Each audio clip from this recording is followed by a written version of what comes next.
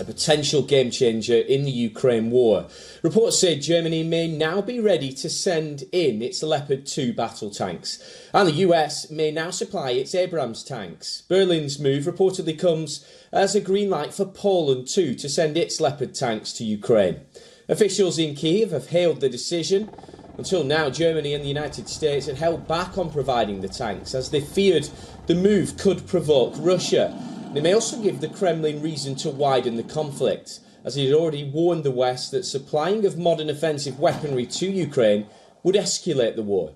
Both Russia and Ukraine are believed to be planning new offensives. Ukrainian President Volodymyr Zelensky says Russia is intensifying its push towards Bakhmut.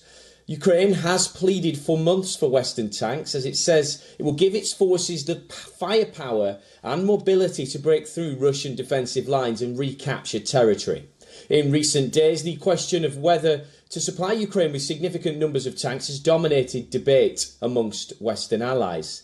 Meanwhile, the Ukraine war has also raised the need to boost the production of artillery ammunition. According to a report, the Pentagon is boosting its production of artillery shells by 500% within 2 years. It will pump in billions of dollars to cover up shortfalls caused by the war in Ukraine and build up stockpiles for future conflicts. According to a top US official, the production of the 155mm shells required by Kyiv will rise to 90,000 a month in 2 years.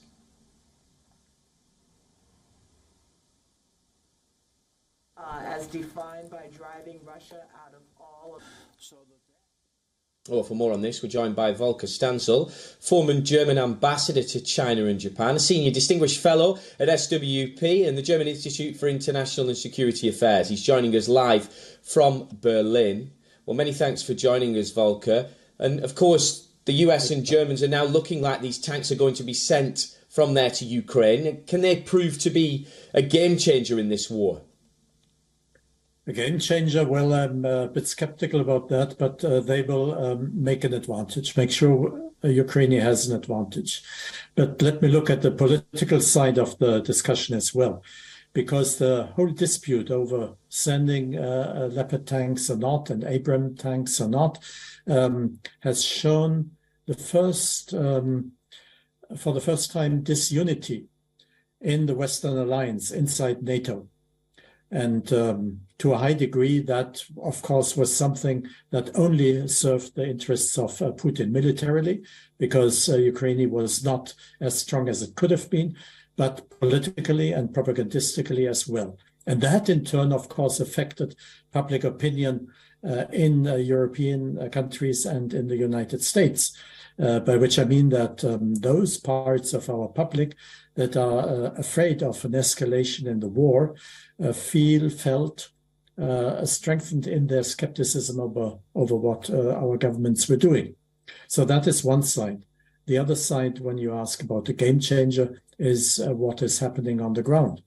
And here, of course, without having main battle tanks available except for ancient Soviet tanks, Ukraine was not able to utilize the advantage that it had gained in the early weeks and months of the war, last year, when it managed to astonish the whole world by how well it kept up against the Russian invasion, and even regained some of the lands that the Russian army had conquered during the first weeks of the war. And you could see over the past few weeks or even months that it was becoming increasingly difficult for Ukraine to keep the front lines as they were against increasing manpower on the Russian side and against the drones that of Iranian make that Russia was able to employ once it ran short of its own missiles. So Ukraine was in an increasingly difficult position.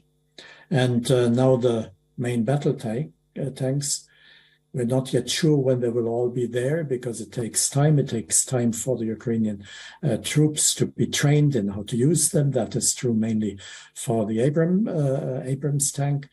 That is going to take some time. But I think that within the next few months, that is to say during spring, when the weather is more advantageous for fighting on the defrosted ground in Ukraine for both the Russians and for the Ukrainian army, then we will see that Ukraine has a greater advantage than it had so far.